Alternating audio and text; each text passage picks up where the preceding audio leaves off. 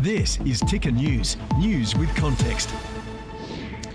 Hello, I'm Aaron Young. A joint press conference between Ukrainian President Volodymyr Zelenskyy and US Special Envoy Keith Kellogg has been cancelled, heightening tensions between Kyiv and Washington. The cancellation comes as Donald Trump made controversial remarks about Zelenskyy, describing him as a dictator doing a terrible job. Critics, including Australian opposition leader Peter Dutton, have condemned Trump's statements, asserting that Ukraine is fighting for democracy against Putin's aggression. The last-minute change raised alarm bells amongst European allies about the deteriorating relationship with their key supporter, the United States. White House National Security Advisor Michael Waltz says Zelenskyy has offended President Trump. His goal, Peter, is to bring this war to an end, period.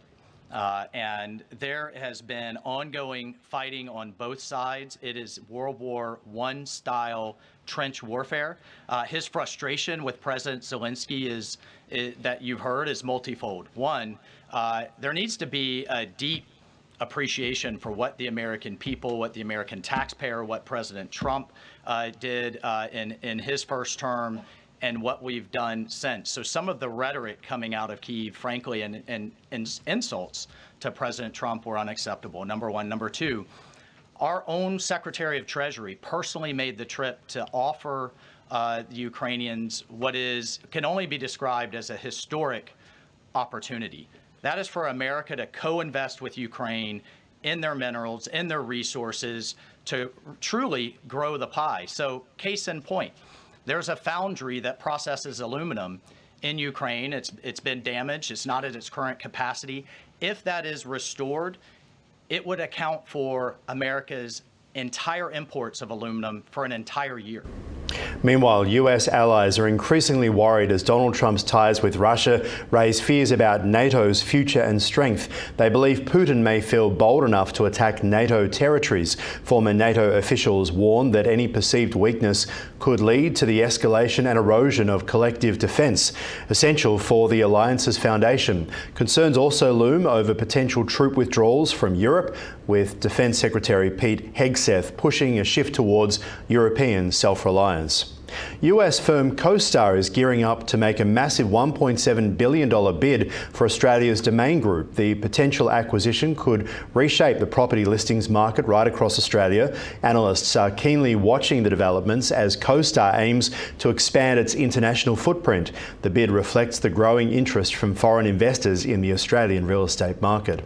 Elon Musk has suggested the urgent deorbiting of the International Space Station. In a tweet, he says it's time to begin preparations for deorbiting the space station. It has served its purpose. There is very little incremental utility. Let's go to Mars. His recommendation comes as he believes it's crucial for the future of space exploration. Musk argues that the station's aging infrastructure presents potential risks to ongoing missions. Experts now debating the implications of the move on global scientific collaborations.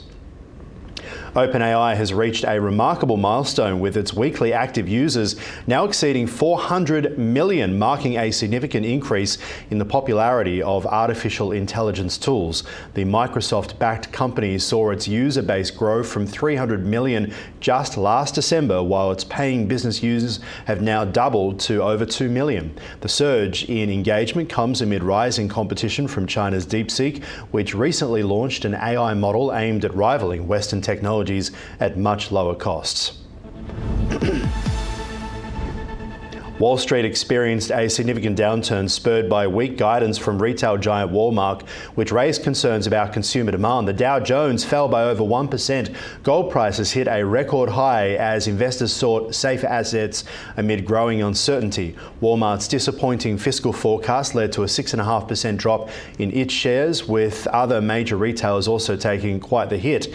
Analysts are worried that ongoing tariffs and economic disruptions could further impact the market. Meanwhile, US job and manufacturing data suggests the economy remains robust despite the troubling signals, and investors should brace themselves as predictions for US interest rate cuts remain cautious today. The economy remains robust with a strong labour market and inflation persistently above the Fed Reserve's 2% target. In its January meeting, the Fed maintained the federal funds rate at 4.25 to 4.5%, expressing concerns over potential inflation from recent policy policy changes from the new Trump administration.